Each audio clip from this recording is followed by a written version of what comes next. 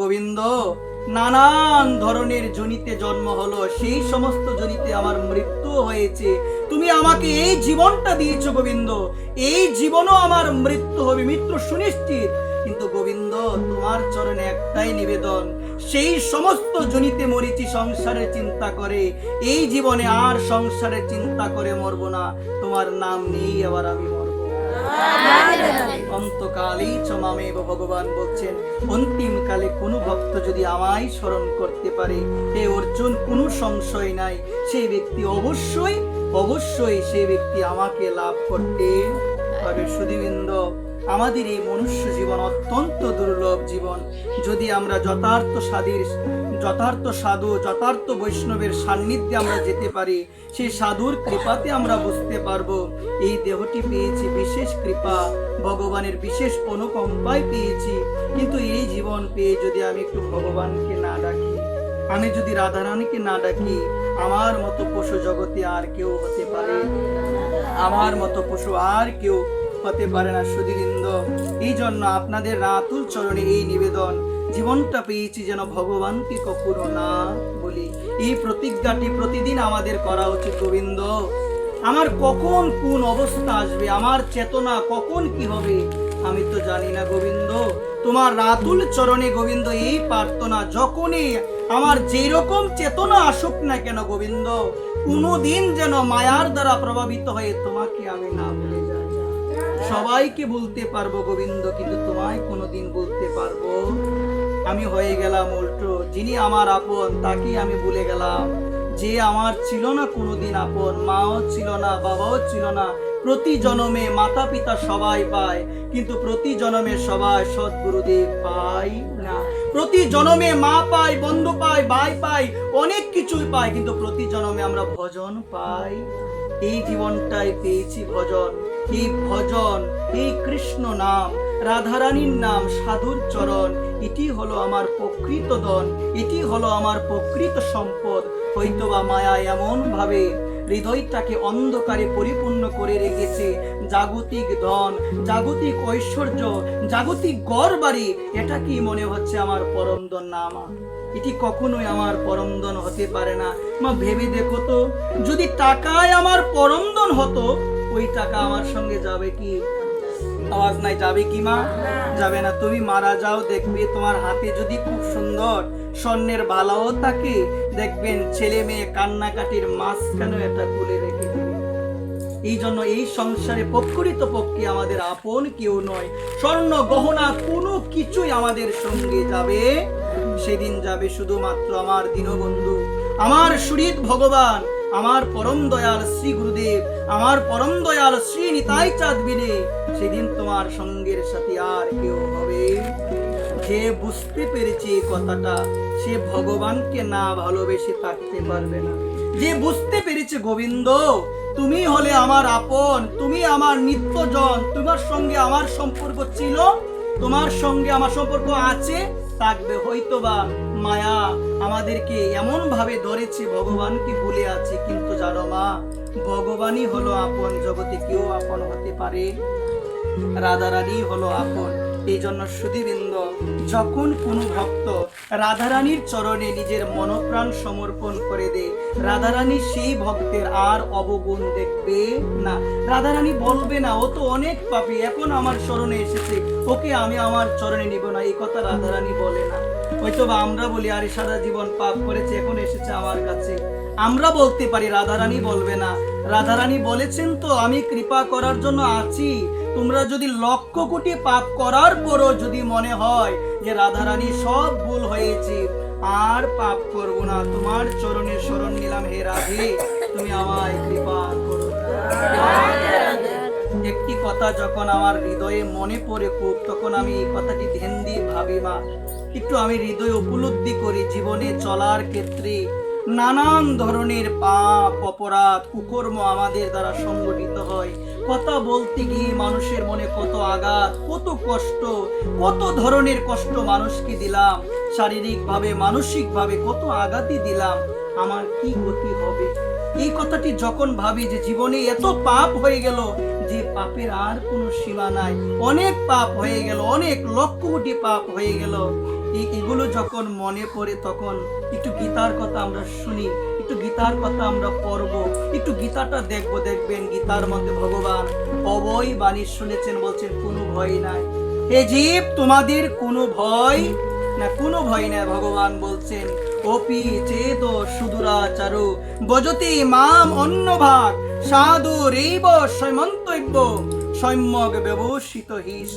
বলছে অর্জুন, তুমি যদি অতি দুরাচারী হও, দুরাচারী থেকে অতি দুরাচারী হও, দুরাচারী মানে হলো যার জীবনে পুণ্যের সামান্যতম লেশ নাই, যার জীবনে পুণ্যের সামান্যতম লেশ নাই, শুধুমাত্র পাপ আর পাপ। বলছেন অর্জুন, তুমি যদি অতি দুরাচারীও হও অর্জুন, যদি অনন্যভাবে তুমি আমায় ডাকো, অনন্যভাবে যদি তুমি আমার চরণে শরণ নাও অর্জুন, আমি তোমাকে কথা দিচ্ছি, আমি তোমাকে এই মৃত্যুময় সংসার সাগর থেকে অবশ্যই অবশ্যই উদ্ধার করব। ভগবান কথা দিয়েছেন। বলছে অর্জুন, অতি দুরাচারী ব্যক্তিও যদি অনন্যভাবে আমায় ডাকে অর্জুন, তাকে সাধু বলে জানবে অর্জুন, তাকে সাধু বলে জানবে। আফসোসের কথা হলো কিছু মানুষ জীবনে প্রাথমিক অবস্থায় নানান ধরনের ভুল করতে পারে, জীবনে এমন একটা সময় এসেছে সাধু হয়েছে, সবকিছু পরিত্যাগ করে। আমাদের গ্রামের মানুষ না বুঝে না জেনে বলে আগে কি করেছে সবই তো জানে। এর মতো অপরাধ আর কিছু হতে পারে? যে সাধু হয়ে যায় তার পূর্বের দোষ আর দেখতে নাই, তাকে বাহবা জানাতে হবে, অহোভাগ্য তোমার, ভগবানের কৃপাতে তুমি ভক্ত হয়েছো। অভিনন্দন না জানিয়ে, অভিবাদন না জানিয়ে বরং তার দোষ আমরা দেখার চেষ্টা করি। হৃদয় এতটা দূষিত হয়ে গিয়েছে আজকে, আমার হৃদয় এতটাই কুলসিত হয়ে গিয়েছে, কোনো মানুষের গুণ আমার চোখে পড়ে না, যেদিকেই যায় শুধু দোষটাই দেখি। ওই মা, আমি তো কোনো ব্যক্তির আমি গুণ দেখতে পারি না, আমি তার ভিতরে সে ভক্তি দেখতে পারি না, খালি শুধু কি দেখি সবাই বলো, শুধু আমি দোষই দেখি।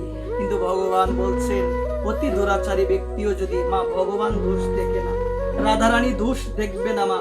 রাধারানী মা, একটু জানা উচিত আমাদের মা, 80টা বছর কেউ জীবিত থাকে, 70 বছর কেউ জীবিত থাকে, একবারও ভগবানকে ডাকে নাই, একবারও ডাকে নাই। কিন্তু ভগবান বলছেন ভক্তদের, ভক্ত তোমরা জানো, তোমাকে আমি এত আয়ু দিলাম, 80 বছর হলো, তুমি একবারও আমাকে ডাকলে না, তারপরও তোমার হৃদয়ে আমি বসে আছি, কারণ আমি যদি চলে যাই তুমি আর চলতে পারবে না। ভক্ত তুমি জানো আমি কেন বসে আছি তোমার হৃদয়ে? আমার এই বিশ্বাস, তুমি কোনো না কোনো একদিন তুমি বলবে হরে কৃষ্ণ হরে কৃষ্ণ কৃষ্ণ কৃষ্ণ হরে হরে, হরে রাম রাম রাম হরে হরে। ভক্ত, এই জন্য তোমার দেহের মধ্যে আমি বসে আছি, 80 বছর হয়ে গিয়েছে, তুমি একবারও ডাকলে না আমাকে, আমি বসে আছি এই অপেক্ষায়, তুমি কখন বলবে একবার আমার নাম, তুমি কখন বলবে? যেন সুধীবৃন্দ, ভগবান রাধারানী অবগুণ কখনো দেখে না। আমার রাধারানী পাত্র অপাত্র বিচার করে না, যে ও যোগ্য ওকে কৃপা করব, ও যোগ্য নয় ওকে কৃপা করব না, এটি কখনো রাধারানী করে না। রাধারানী অযোগ্যকেও কৃপা করে, করুণা করে যোগ্য বানিয়ে তোলে। এটি হচ্ছে আমার রাধারানীর করুণা। তার মতো করুণাময়ী জগতে আর কেউ নাই। আমি যদি চাইতে পারি যে রাধারানী তুমি আমার মতো পতিতকে, আমার মতো অধমকে সংসারে প্রবেশ করে মগ্ন হয়ে, রাধারানী এতদিন আমি তোমায় বলেছিলাম হে রাধে তুমি আমায় কৃপা করো, হে রাধে তুমি আমায় কৃপা করো, রাধে তুমি কৃপা করে তোমার ভক্ত চরণে আমাকে নিয়ে যাও, আর কিছু রাধে আমি চাই না। রাধে রানী অবশ্যই, আমার রাধে অবশ্যই তার চরণে আমাকে অবশ্যই অবশ্যই নিয়ে নেবে। এই জন্য সুধীবৃন্দ, ভগবান গীতায় বলছেন তেষাম অহম সমর্দতা মৃত্যু সংসার সাগরাত ভবামি ন চিরাত পার্থ মই আবিশিত চেতসাম। ভগবান বলছেন যে অনন্যভাবে আমাকে ডাকে, যে আমার চরণের শরণ নিয়েছে, এই মৃত্যুময় সংসার সাগর থেকে অচিরাত অল্প সময়ের মধ্যে আমি তাকে ভবনদী থেকে পার, বেশি সময় নয়, সামান্যতম সময়। অচিরাত মানে হলো অল্প সময়। ভগবান গীতার 12 অধ্যায় ভক্তি যুগে অভয় বাণী দিয়েছেন। তখন আমার মনে পড়ে ভগবান অনেক ভুল হলো, অনেক খারাপ কাজ হলো, যাই হোক গোবিন্দ তুমি বিনে কেউ নাই, এই কথা বুঝতে পেরে যখন গোবিন্দের চরণে শরণ নিলাম, রাধারানীর চরণে শরণ নিলাম, তখনই রাধারানী তার চরণে আমাকে অবশ্যই অবশ্যই গ্রহণ করে নেবে। এই জন্য সুধীবৃন্দ, আপনাদের রাতুর চরণে একটি নিবেদন আমার থাকবে, ভক্ত সঙ্গটি একান্তভাবে আমাদের করা প্রয়োজন, কারণ ভক্ত কৃপা বিনে এই তত্ত্বটি আমার হৃদয়ে কখনো উপলব্ধিতে আসবে না। মা, আমার কলিযুগ পাবন অবতার, আমার অখিল রসামৃত সিন্ধু শ্রীকৃষ্ণ চৈতন্য মহাপ্রভুর সঙ্গে যখন সনাতনের দেখা হয়েছিল, সনাতন বলেছিল, প্রভু আমি অস্পৃশ্য, আমার মতো অপবিত্র জগতে আর কেউ নাই, আপনি আমাকে স্পর্শ করবেন না প্রভু, আমার মতো অপবিত্র, আমার মতো অসুচি জগতে আর কেউ নাই। তখন আমার কলিযুগ পাবন অবতার শ্রীকৃষ্ণ চৈতন্য মহাপ্রভু বললেন, সনাতন তুমি অস্পৃশ্য নও, সনাতন তুমি হলে ভগবানের নিত্য পার্ষদ, তুমি হলে ভগবানের একান্ত অনুরাগী ভক্ত, তোমার কোনো প্রারব্ধ নাই, তুমি ভগবানের ভক্ত। এই কথা শোনার পরে সনাতন মহাপ্রভুকে প্রশ্ন করলেন, আমার যদি প্রারব্ধ নাই থাকে, তাহলে আমার এই দেহের মধ্যে এই দুরারোগ্য ব্যাধি কোথা থেকে আসলো?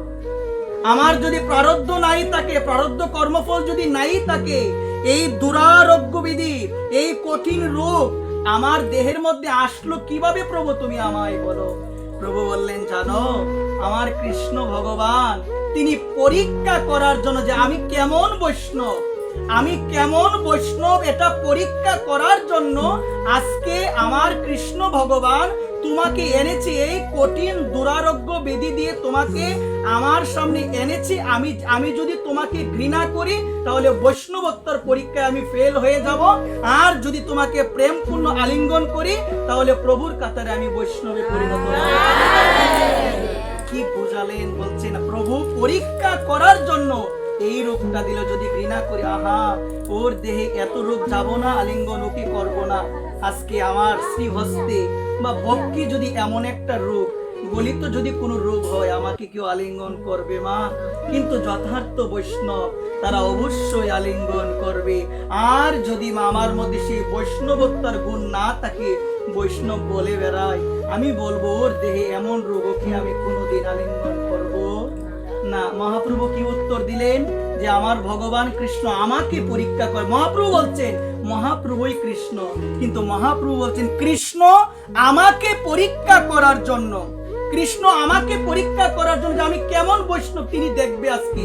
এই জন্য তোমার দেহে এত রোগ দিয়েছেন, যেন আমি যদি তোমাকে আলিঙ্গন করি তাহলে বৈষ্ণবত্বের পরীক্ষার মধ্যে আমি কি হব? আমি পাস হয়ে যাব। এই কথা বলছেন, সনাতন আসো তুমি আমার কাছে, আমি তোমাকে একবার আলিঙ্গন করে আমি পরম পবিত্র হয়ে যাব। আমি তোমাকে আলিঙ্গন করতে চাই, কারণ তোমার যে পবিত্রতার গুণাবলী সেগুলো আমার মধ্যেও নাই। আলিঙ্গন দিলেন, সঙ্গে সঙ্গে সনাতনের দেহ থেকে সেই দুরারোগ্য চলে গেল, মানে দূর হয়ে গেল। সুধীবৃন্দ, বৈষ্ণবের ভিতরে কোনো হিংসা থাকা চলবে? কখনোই চলবে না মা। সুধীবৃন্দ, এখন তো বর্তমানে এমন সময় হয়ে গেল, ভক্ত হওয়ার পরও এত বিভেদ। মহাপ্রভুর চরিত্রটাই বুঝলাম না, আজকে কি শিক্ষা দিল? হিংসা যার হৃদয়ে থাকবে, মহাপ্রভু বলছেন বৈষ্ণবত্ব তার ভিতরে নাই। যার ভিতরে মা বৈষ্ণবত্ব রয়েছে, হিংসা আবার কোথা থেকে আসবে গো মা? কোথা থেকে আসবে? অনেক গন্ধ থাকতে পারে তার শরীরে, অনেক কিছু থাকতে পারে, একটু আলিঙ্গন দিয়ে যদি বলে আরে বাবা কি গন্ধ তার শরীরে, হবে কি মা? হবে না, কখনোই হবে না। এই জন্য প্রভুই পরীক্ষা করেন মা, প্রভুই আমাদের পরীক্ষা করেন। সুধীবৃন্দ, এই জন্য অহংকার কখনো করা যাবে? আপনি ধনী মানুষ, সুন্দর মানুষ, আমি কালো হয়ে আপনাকে গেলাম আলিঙ্গন করার জন্য, অমুকের মা গিয়েছিল আলিঙ্গন করার জন্য, এত গন্ধ, শারীরটাও ভালো নেই, আহা, এই কথা যারা বলে শেষ মা, অধপতন একদিন অবশ্যই হবে। এই জন্য রূপ নিয়ে, কখনো টাকা পয়সা নিয়ে অহংকার করা উচিত নয়, কখনোই উচিত নয়। এই জন্যই তো বলছেন রূপের গৌরব কেন করো ভাই? এই অঙ্গ শীতল হবে, একদিন চিতার আগুনে তুমি পড়ে হবে চাই। কোথায় যাবে মা সেই রূপ, সেই গৌরব কোথায় যাবে? একবার যদি ভাবি, শ্মশানে গিয়ে একবার যদি ভাবি, আহা এমন একটা দিন আমার আসবে, মৃতদেহ দেখবেন মা, মৃতদেহকে স্নান করাবেন, দেখবেন মা কি একটা নিতুর দেহ, অসহায় দেহ, লড়তে পারে না, কিছুই পারে না, সুন্দরভাবে আমাকে উল্টাতে হয়। এই দেহটা নিয়ে কত বড়াই, সেও তো করেছিল, লড়তে পারে না, কিছুই পারে না, ভালোভাবে স্নান করায়। যে মানুষটাকে এত ভালোবাসি, মরে গেলে দেখবেন একা থাকতে তার সঙ্গে একটা রাতও আমার ভয় হয়। আহা, কি অহংকার, কি বড়াই আমরা এই দেহটা নিয়ে করি। কিন্তু একটাবার ভাবি না যে তত্ত্বটা হৃদয়ে আছে বিদায় আজকে কথা বলতে পারছি, আপনারাও আছেন এখানে। যে তত্ত্বটা চলে গেলে মা, যে তত্ত্বটা হৃদয় থেকে অন্তর্ধান হয়ে গেলে আর কোনো মূল্য নাই।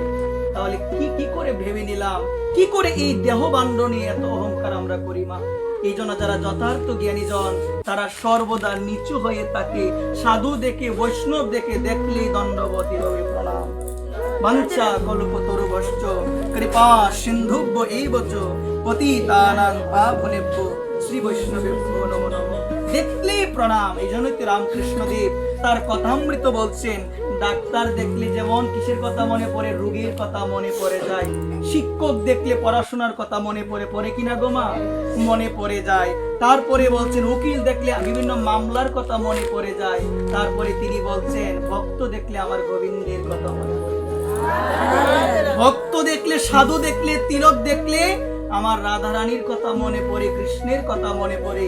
এই জন্য সাধু সঙ্গে যেতে হয়, ওইখানে গেলে কৃষ্ণের কথা স্মরণ হয়।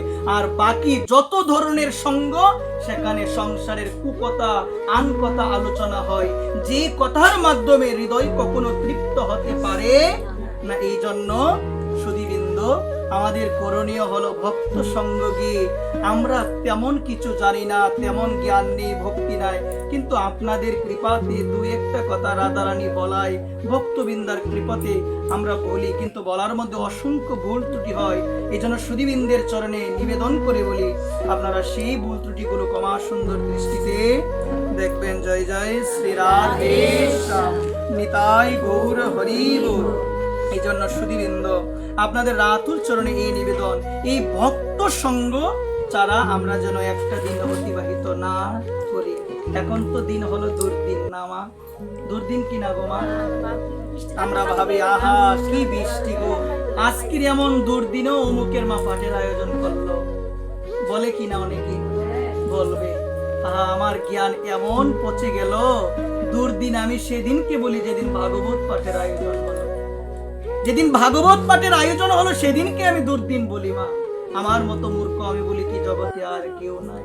এই জন্য মহাজন জানালেন, মেঘাচ্ছন্ন দিন নহে দুর্দিন, নিতাই কথাবিহীন, কৃষ্ণ কথাবিহীন, রাধারানীর কথাবিহীন, সেটাই হলো জীবনে সব থেকে বড় দুর্দিন। যেদিন আমার কর্ণে কৃষ্ণ কথা প্রবেশ হলো না, যেদিন আমার কর্ণে আমার পরম দয়াল, পরম বান্ধব গৌর সুন্দরের কথা প্রবেশ হলো না, সেই দিনটাই হলো আমার জীবনের সব থেকে বড় দুর্দিন। সুধীবৃন্দ, বুঝলাম না, উপলব্ধি করতে পারলাম না, ভেবে গেলাম বৃষ্টি হলো, ঘর থেকে বের হতে পারলাম না, অমুকের মা দেখ শুনি, এমন দুর্দিন তো আমি জীবনও দেখি না। মা কি করে বলবো এগুলো? এটা দুর্দিন নয় মা, দুর্দিন হলো সেদিন যেদিন গীতার কথা আমার কানে গেল না, যেদিন কৃষ্ণের কথা আমার কর্ণে প্রবেশ হলো না, এই দিনটাই হলো আমার জীবনে সব থেকে বড় দুর্দিন। সুধীবৃন্দ, এই জন্য যারা কৃষ্ণ কথাকে ভালোবাসে, যারা কৃষ্ণ কথাকে ভালোবাসে, বুঝবেন তারা আমার ভগবান কৃষ্ণকে ভালোবাসে।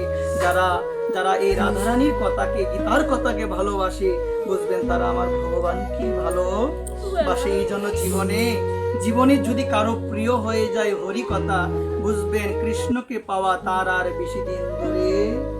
এই জন্য মা, আপনি ভাবেন তো একটাবার, বা আমিও ভাবি তো, ভগবানের কথা কি আমার প্রিয় হয়েছে? এখনো হয়েছে কি না? আজে বাজে কথা ভালো লাগে মা? আওয়াজ দিয়ে বলেন না, কোন কথাটা বেশি ভালো লাগে মা? ভগবানের কথা যদি বেশি ভালো লাগে, যে জায়গায় হরি কথা হবে সেই জায়গায় আমাকে যেতে, দূর কিনা এটা দেখা আমাদের বিষয়। কোন দূরে যে একদিন যেতে হবে তার তো কোনো গ্যারান্টি নাই। এখান থেকে অনেক দূর সেই জায়গা, ওই জায়গায় একদিন যেতে হবে, সেদিন কি বলতে পারবো এত দূর আমাকে নিও না। রাধে শ্যাম। সুধীবৃন্দ, এই জন্য সকল গৌর অনুরাগী ভক্ত চরণে এই দাসের এই নিবেদন, আমরা যেন সর্বদা হরিকথা শ্রবণ করি, সর্বদা যেন আমরা নিতাইয়ের কথা স্মরণ করি, আর ভগবানকে যেন কখনো কোনো পরিস্থিতিতে আমি যেন ভগবানকে না বলে যাই। মা, একটা বিশেষ শোনো, আমার পরম পূজ্যপাদ বিনোদ বিহারী বাবাজি মহারাজ উনি তার বাণীতে বলছেন, মাতা পিতা ভাই বন্ধু স্ত্রী পুত্র পরিবার যে সম্পর্ক তোমার যার সাথে থাকুক না কেন, এগুলো সব হলো আগন্তুক। এগুলো সব কি সবাই বলেন? আগন্তুক মানে হলো অতিথি। আগন্তুক মানে কি মা? দেখবেন মা, নাট্য মঞ্চে অভিনয় করতে গিয়ে আমরা বিভিন্ন রোল নিয়ে থাকি না। কেউ মায়ের অভিনয় করে, কেউ বাবার অভিনয় করে, কেউ বন্ধুর অভিনয় করে, কেউ নানান ধরনের অভিনয় করে। মা, এই অভিনয়টা কতক্ষণ চলে আপনারা আমাকে বলেন তো? যতক্ষণ পর্যন্ত এই নাটকটা বিদ্যমান ততক্ষণ পর্যন্ত কি চলে? অভিনয়। সে আমার মা, সে আমার বন্ধু, সে আমার বাবা।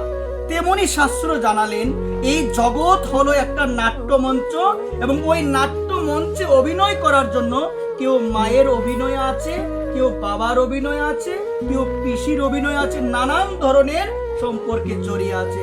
কিন্তু শাস্ত্র জানালেন এই অভিনয়টা ততদিন চলবে যতদিন ভিতরে আত্মা থাকবে। আত্মা শেষ, আমার সঙ্গে আমার মা বাবা পুত্র পরিজন যে সম্পর্ক সব বিনষ্ট হয়ে যাবে। কিন্তু মা, শাস্ত্র বললেন একজনের সাথে সম্পর্কের কি নাই গো মা? বিনাশ নাই। একজনের সাথে সম্পর্কের বিনাশ নাই। এই সম্পর্কগুলি পূর্বে ছিল না। স্ত্রী মাতা পুত্র পরিজন পূর্বে ছিল কি মা? আপনি কোথায় ছিলেন আগে আপনি জানেন? মরার পরে কোথায় আমরা যাবো এটা কি আমরা জানি কেউ মা? আমরা কেউ জানি। ভবিষ্যতে থাকবেও না, বর্তমানে দৃশ্য মাত্র।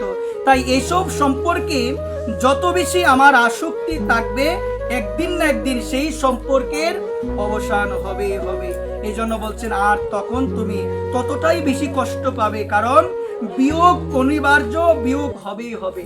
সংসারে স্ত্রী পুত্র পরিজন সবাইকে রেখে একদিন আমাদের সেই জায়গায় যেতে হবে। এই জন্য সুধীবৃন্দ কথা না বলি, এই জন্য আমাদের করণীয় হলো সেই প্রিয়তম সেই ভগবানকে যেন আমরা একটু অনুসন্ধান করি, ভগবানকে যেন একটু খুঁজে বেড়াই। এবং আমি যদি ভগবানকে খুঁজতে চাই, আমাকে বাহির দিকে আর খুঁজতে হবে না। ভগবান কোথায় আছে? আপন ঘরে ভগবান আছে। আর আমার মতো মূর্খ আমি কি করি জানো মা? আপন ঘরে আধার রাখি, মঠ মন্দিরে জ্বালাই বাতি। নিজের ঘর অন্ধকারে পরিপূর্ণ, কোনো প্রদীপ নাই, কোনো মোমবাতি নাই, কিছুই নাই। কিন্তু আমরা মঠ মন্দিরে বিভিন্ন ধরনের মন্দিরে গিয়ে আমরা মোমবাতি দ্বীপ আমরা প্রজ্বলিত করি। তো শাস্ত্র জানালেন নিজের ঘরটাকে অন্ধকারে রেখে, নিজের ঘরটাকে আলো প্রজ্বলিত না করে তুমি মঠ মন্দিরে যতই তুমি আলো জ্বালাও না কেন, ওই আলো জ্বালিয়ে তোমার কোনো লাভ হবে? এই হৃদয়ে জ্বালাও তুমি গীতার আলো, এই হৃদয়ে জ্বালাও তুমি ভাগবতের আলো, এই হৃদয়ে জ্বালাও তুমি কৃষ্ণ নামের আলো। তাহলেই দেখবে তোমার সমস্ত কিছু পরিশুদ্ধ হয়ে যাবে। একবার তোমার সমস্ত কিছু পরিশুদ্ধ হয়ে যাবে। এই জন্য সুধীবৃন্দ, সেই প্রিয়জনকে যেন আমরা কখনো কোনো অবস্থাতে না বলি, সর্বদা যেন